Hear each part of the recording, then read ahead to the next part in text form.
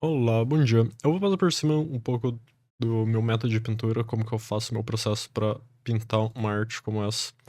E antes de qualquer coisa, eu só queria falar que o meu método é fortemente baseado nos processos do Mark Brunner. Ele tem um programa de arte aqui no YouTube, onde ele posta vídeos e cursos quase que semanalmente, se eu não me engano. E várias vezes ele aborda diferentes métodos de pintura, e esse que eu vou mostrar é basicamente um deles, com algumas pequenas alterações. Mas vamos lá. A primeira coisa que eu gosto de levar em consideração quando eu tô pintando é a gente ter um background neutro. Ele vai ajudar você a saber se você não tá pintando algo claro demais ou escuro demais. Então, se você pegar um cinza aqui na escala bem no meio, você vai ver que o valor dele é 50. Ele vai dar um tom neutro que vai te ajudar a ter uma boa noção das cores. E em seguida, eu faço a line art. Ela vai ser a camada que vai ficar em cima de tudo por enquanto. E eu vou deixar ela na cor roxa aqui, pra ficar mais fácil de vocês acompanharem. E basicamente, depois de fazer a line art, eu logo embaixo dela vou fazer uma máscara de seleção, basicamente. Vai ser a silhueta do desenho. Então, uma forma é só pegar uma caneta, um pincel sólido de preferência, algo que não vai deixar pequenas variações de cores, tipo assim, e não assim. Este segundo pincel aqui daria um pouco mais de trabalho na hora de fazer essa seleção, apesar de funcionar, mas eu sinto que dá um bom trabalho a mais. E depois de fazer essa seleção, eu vou pra pintura. Mas essa ideia dessa cor sólida, você pode fazer de qualquer cor, não importa. Tipo um vermelho para você poder ter uma noção do que você tá pintando ou não. Ela vai ser onde as suas cores vão ser limitadas para não vazar e você poder pintar mais livremente sem ter o risco de borrar. Tem vários métodos de fazer ela. Eu geralmente faço assim, no pincel mesmo, e saio pintando.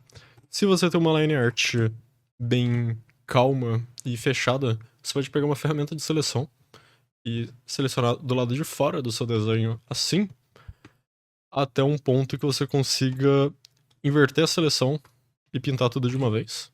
E fazer pequenos ajustes, tipo essa mecha do cabelo aqui que faltou. Se você estiver tentando usar a ferramenta, a varinha mágica, e não tiver pegando ok, tipo, você clica aqui e vaza. Tem duas causas possíveis.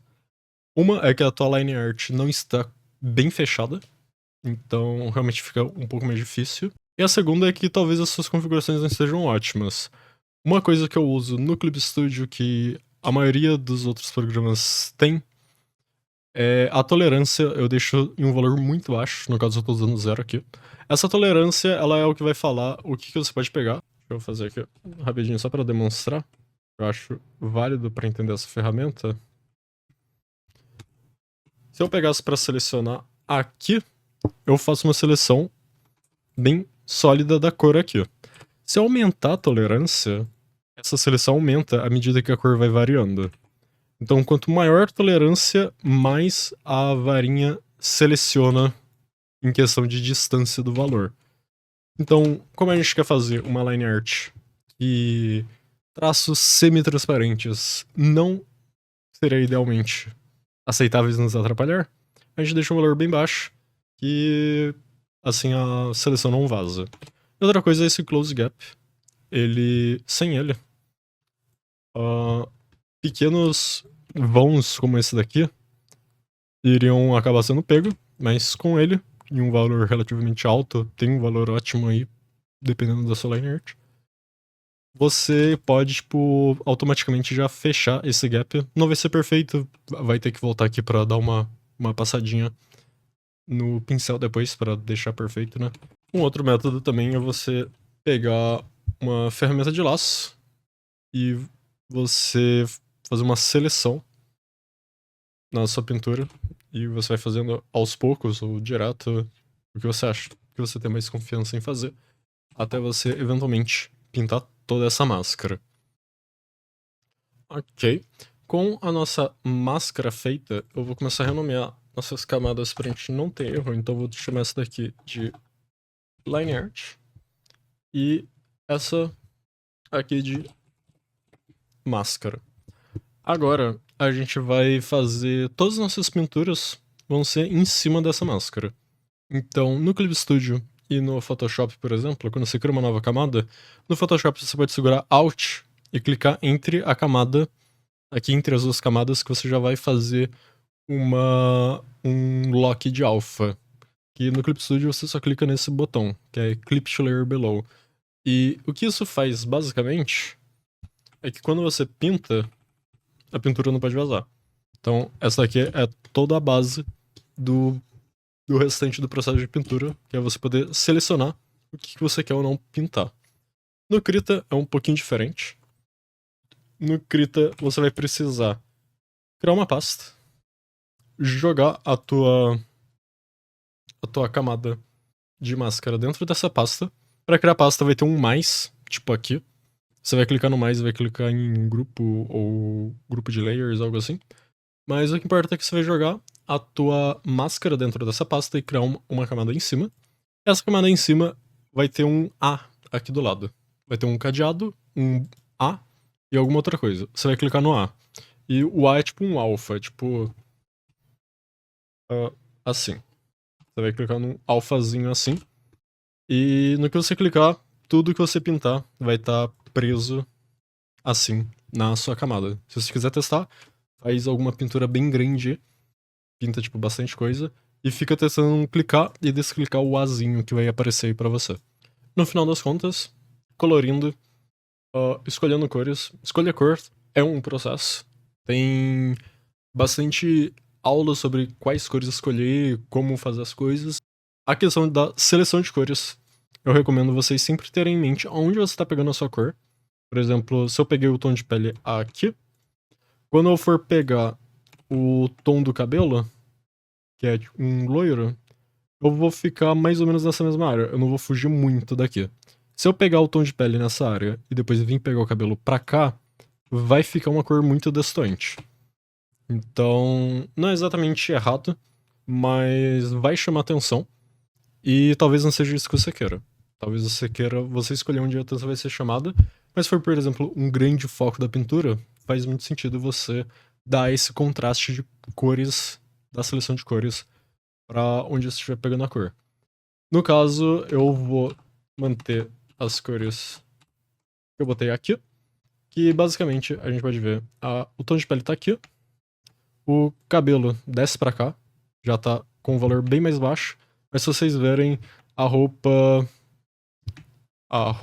as listras vão estar tudo, as roupas e as listras vão estar tudo nesse valor mais baixo, a pele vai estar aqui pra cima, os olhos vão estar em uns valores bem fortes, dá esse contraste de valores. Neste começo, eu recomendo muito fortemente que vocês façam o seguinte. Você vai pegar artes que você gosta, e eu no caso vou usar minhas próprias artes pra evitar qualquer problema, mas você pode pegar de qualquer artista aí que você quiser, que é basicamente você entender, usar esses artistas, essas artes como referência pra você entender o que o artista estava pensando quando ele seleciona cores. Então, a primeira coisa que a gente vai fazer é analisar essa paleta de cores aqui. Vamos ver desse desenho da esquerda aqui primeiro. Ver por que eu escolhi cada das cores que eu peguei. Então, primeiro a gente vai ter esse tom de pele. A gente vai pegar sempre onde tá em luz, ou seja, nessas partes claras. A gente vai evitar as sombras por enquanto. Então, onde tá em luz, seria o nosso tom base ou o nosso highlight, depende de como você tá olhando pra pintura. Que neste caso é só o tom base mesmo. Eu vou pegar aqui. A cor de pele é essa. O cabelo é esse. A blusa é esse daqui. A calça é esse daqui. E isso daqui eu vou resumir nessa cor daqui só. Se a gente passar aqui com conta-gotas e ver, a gente pode ver que... Opa, aqui. Se a gente passar pelo conta-gotas aqui, repara no círculo cromático aqui, como as cores elas sempre estão nessa área aqui. Se a gente vê pele, cabelo, a camiseta, vão estar nessa área aqui. A camisa tá um branco, ela tá bem estourada por causa da iluminação que eu fiz depois. Se eu fosse arrumar alguma coisa, eu deixaria o branco um pouquinho mais pra cá, pra ficar algo assim, pra deixar, tipo, um pouco menos saturado. E a mesma coisa na calça. A calça eu sinto que ela tá muito estourada lá embaixo. Daria pra deixar um pouquinho menos, tipo, assim, ou até mesmo assim. E passar a mesma ideia e deixar os tons de cores um pouco mais harmônicos. Eu não sou o maior exemplo a se seguir, afinal de contas eu ainda estou praticamente no começo, eu ainda estou aprendendo, mas é basicamente essa ideia. E isso daqui é uma paleta praticamente monocromática. Se vocês não conhecem a teoria das cores, recomendo dar uma olhada em alguns canais, alguns vídeos ou materiais que vão falar sobre a teoria das cores. Mas se vocês forem ver, a minha paleta ela tá funcionando basicamente aqui, nessa faixa aqui. Por isso ela é monocromática. Se eu estivesse pegando aqui e pegasse algum azul pra dar um contraste, tipo, em algum tom do lado oposto da paleta de cores, eu já teria uma paleta de duas cores, no caso, complementares. O vermelho e o azul barra verde aqui pra cá, eles se complementam na paleta de cores. Então, se você trabalhar do jeito certo, dá um resultado bem legal. E fazendo a mesma coisa pra cá, pegando os tons de cores no highlight ou nos tons claros, a pele. A gente tem aqui o cabelo. A gente tem aqui a armadura aqui e esse tecido aqui. Ela funciona em um intervalo parecido. Ela tá aqui, neste intervalo aqui. E as cores, elas estão nessa faixa. O ideal seria eu ter trabalhado um pouquinho mais essas cores pra fazer uma tríade. Se vocês estudarem, vocês vão ver que vai ter se você pegar esse azul com um pouco desse verde barra ciano aqui e complementar com vermelho barra laranja, que poderia ser a pele, você faz uma tríade de cores que conversa muito bem. Mas tudo isso é assunto que é melhor vocês verem um vídeo específico sobre isso. Por enquanto, só pega essas cores de artes que vocês gostam pra vocês verem como que tá funcionando, por que o artista escolheu essas cores, onde tá esse intervalo de cor que o artista pegou, pra vocês poderem ter uma ideia de que cores usar pra pintar a sua arte, certo? Então, só pra continuar a organização aqui, a camada de máscara, eu vou deixar ela vermelha e tudo que é cor eu vou deixar amarela, certo? Agora vem a próxima etapa, é basicamente criar uma nova camada, da mesma forma que você fez até agora para todas as cores. E aqui é onde eu geralmente estou prestes a finalizar a obra. Daqui eu não vou prolongar muito mais, mas basicamente eu crio uma camada em Multiply e eu faço uma espécie de pintura, entre muitas aspas, preguiçosa. Não é a pintura ideal, não é você controlando as cores da forma perfeita como você deveria, mas para quem não tem um conhecimento muito aprofundado em teoria das cores, como eu, acaba sendo uma grande ajuda quando você quer pintar algo rapidinho e você só quer testar sombras e tudo mais. Então, basicamente, eu vou deixar no Multiply, eu vou pegar alguma cor fria. Se você vê, a maioria das sombras são frias, porque geralmente a fonte de luz que tá vindo na gente é quente, tipo um sol, uma lâmpada.